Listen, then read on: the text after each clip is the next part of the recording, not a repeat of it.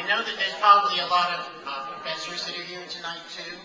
So we're going to start out with the pop quiz. I want everybody to put away their papers, put your books under your chairs, and I want to test you to see if you've been paying attention to the history wall. Everyone ready? Do I have a scorekeeper? Larry Rockmore, put away your iPad. I know you're checking your notes there. Okay. All right. When was the first meeting of the folks who were starting this synagogue? Anyone remember when that first meeting was? 61. What month? April? Wrong answer. Rose Boyarsky. April 61. The right answer is October 61. Now, how many families showed up at the next meeting, which was 2 months later? December of 61 was the next meeting when they actually decided to start the synagogue. 15. I hear 15, I hear 16. I don't hear the right answer. 30. 35. Because you were one of them. Oh, 15 was That's right. Now, if you take a look at the list of the people who attended those meetings, first of all, I noticed that out of the 35, about 21 had doctor in them. And then, so I might not have been able to go. And also, there's no way to know which of them, what the women's names were. Do you know why? Oh, Mr. and Mrs. What was it back then? You never knew what the women's names were. That's right, they're all named Mrs. That's true. Okay, can anyone tell me why we were so lucky to get Rabbi Rosenzweig to be our rabbi? Because he got fired. He got mad at Hillel Because he wanted to hire a woman who was a cracker. as his secretary. And he was truly distinguished looking. Repeat the answer. I'm hearing different answers. He was truly distinguished looking. He was fired. He was because- available. He was fired because he did. He wasn't fired. Oh, he left. He left Hillel because He couldn't hire. he couldn't hire an African American secretary. Good for him. That's great. Another story that I've heard also is that he had hired an African American assistant, and they told him either she has to go or you do. So we were very lucky. Okay, now, does anyone know what the dues were in the very early days? $15. Somebody's been watching the movie. 15. $15. And where's Deborah Roth? So, Deborah, they said back then that if the treasurer were to run away with all of the funds of the synagogue, then they would get as far as Cooper Arena. Sorry if I understand.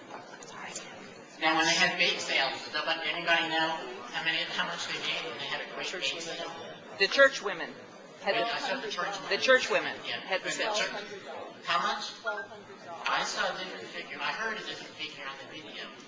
But she was probably. What year was? I know that. She was here. It was 1 year that I was president of the women's group. I don't remember. So was that in the 60s? It was in the, no, we came back in 72. So Okay, so in the early 70s, 1,200 was a good amount. And in the early years, it was $128. Boy, that was a big deal. Yeah. Now, my favorite thing that I saw on the wall back there was a flyer up there that for a high class, I'm sure it's a high class thrift sale. And there was a great tagline in the high class thrift sale flyer. What was it? no schmackers. No schmackers.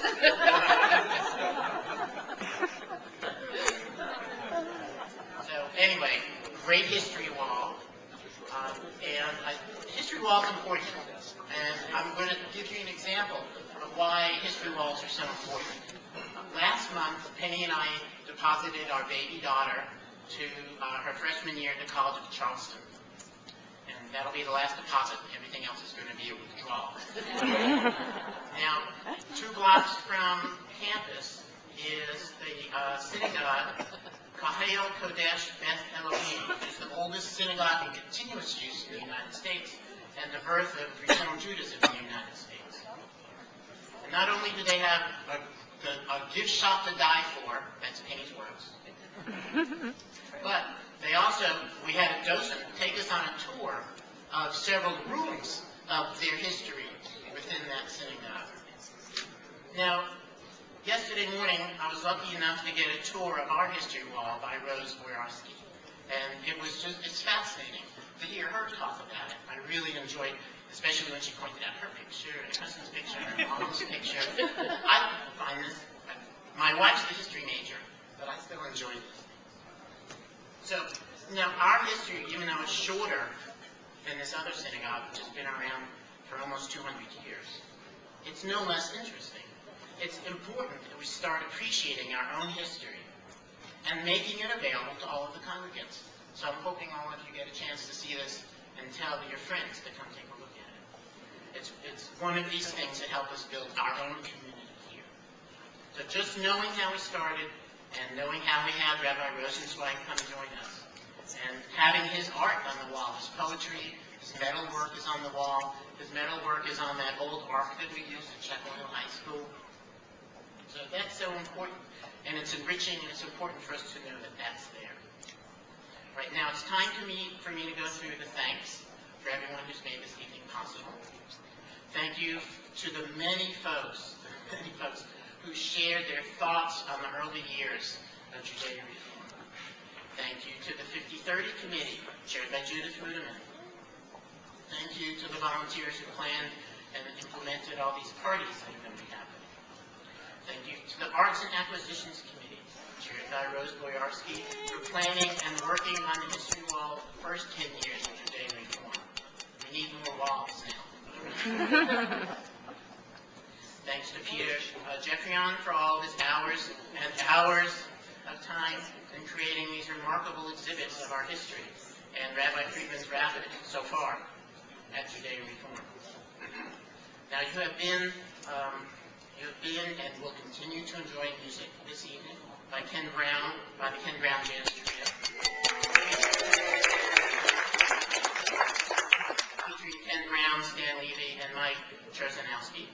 Up next, you have the pleasure of hearing them paired with an up-and-coming ingenue, some special music prepared for the evening.